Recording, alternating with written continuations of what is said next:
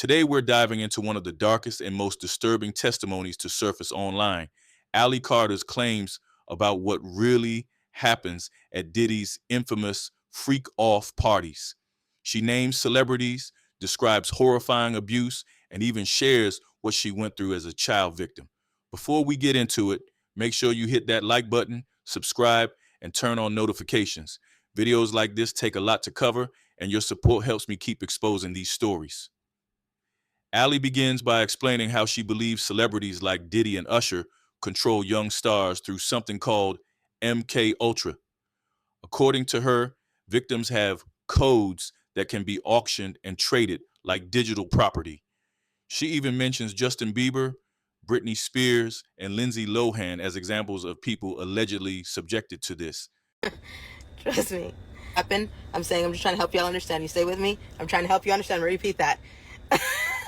Because I'm not saying this is what happened.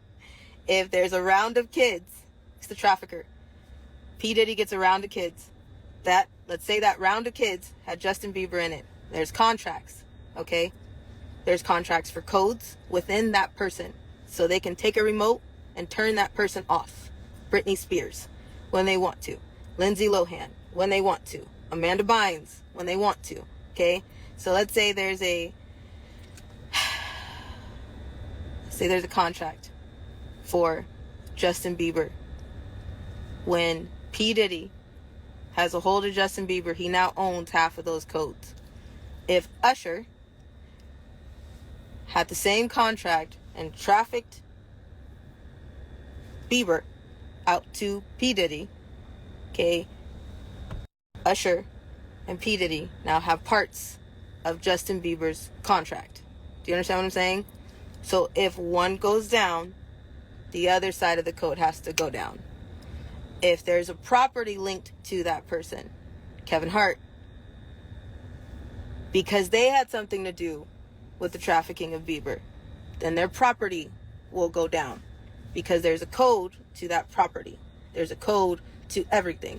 Your social security number is like a code. Okay? But depending on the level of MK Ultra, people have auctions. Now, MK Ultra is something conspiracy circles have brought up for decades, even tied to the CIA's real experiments in the 50s and 60s. Ali is pushing this to a whole new level by saying celebrities literally own shares of other people. Whether you believe her or not, it shows how deep the mistrust runs in these circles. She says, for MK Ultra to stick, it requires satanic ritual abuse, humiliation, trauma, and disturbing practices like cannibalism and voodoo. Ali also warns the public will soon see more of this exposed. MK Ultra is used, but to get MK Ultra to take hold the way it needs to be, it has to involve satanic ritual abuse, extreme trauma, humiliation, just evil on a level you can't imagine. I don't care what you all think about Trump. I'm not sure what I think about Trump, but he is telling you the truth on a lot of things. You guys just don't understand what he's saying. When he's saying they're eating the cats and dogs, he's preparing your hearts and your minds for the fact that satanic ritual abuse is about to come into the light in a big way. Voodoo is about to come into the light in a big way. Cannibalism is about to come into the light in a big way. All of those things linked to MK Ultra. And it all links to trafficking. Once you have MK Ultra in place, and once you've used satanic ritual abuse to link into the MK Ultra and to program somebody, program the children, so you can use them as sex slaves or Delta assassins or whatever it is you want them to do, then the trafficking and all those things come into play. But you have to have the base and the foundation first. What stands out is how she frames it as preparation. She literally says, bookmark this, because she believes the truth is about to be revealed. A lot of people might dismiss this as paranoia, But in her world, trauma isn't random. It's a deliberate tool to control people. Who did what? I just wanted to be seen. And I know that a lot of people can say, yeah, there's times where a point in your life where you're just like, I just want somebody to give a damn. I just want somebody to see me, and I just want somebody to love me. Okay? So I was there a lot because I've been abused a lot. And after a certain point, I went really numb, didn't care. A lot of people that were with me called me a traitor because they felt like I just left. I'd be mad at me too because I stopped giving a shit about anything. I didn't care. It all didn't care. It when I was out, it didn't. I was a lot, a lot, a lot, but I'm not healed. Okay, I'm still angry, still really hurt, and we're still not getting anywhere. So I didn't care. Okay, and to be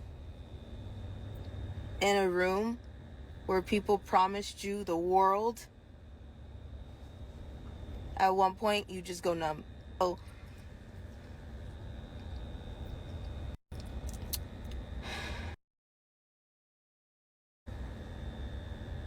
things of me that probably don't make sense, but I was a kid. And all of this situation, everything that we're talking about, everything that I've been talking about, I was under the age of 18. Let's start there. Okay? Then Allie makes it personal. She shares that she was trafficked in foster care, starting as young as 3 months old in CPS reports. By her teens, she says she had become a party favor, literally placed on tables for adults to pick up and abuse.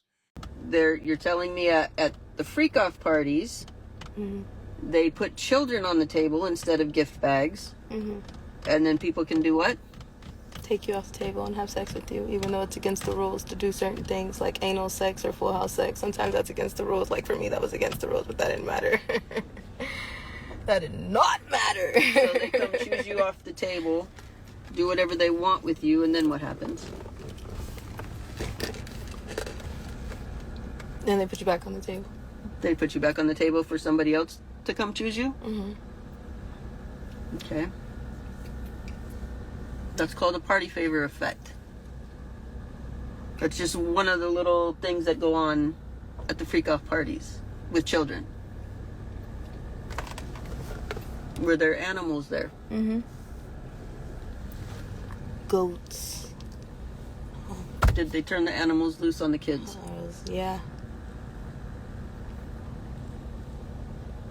And if you got sick and threw up because it was so disgusting, what happened? You had to eat it. You had to eat your vomit if you threw up. That's satanic ritual abuse. Diddy was at this party? Denzel Washington was at this party? Yep. Birdman was at this party? Yes, he was. And Young Jock? Yep. And you're telling me Denzel was there and it was after 1 o'clock when he supposedly left? And beanie, socks, and a gold chain. So you're telling me Denzel Washington was butt naked, he had a beanie on, socks on, and a gold chain, and that's it. In front of children. Yep. Funny. Because he sure portrays himself to be holier than thou. Yep. So a lot of them do.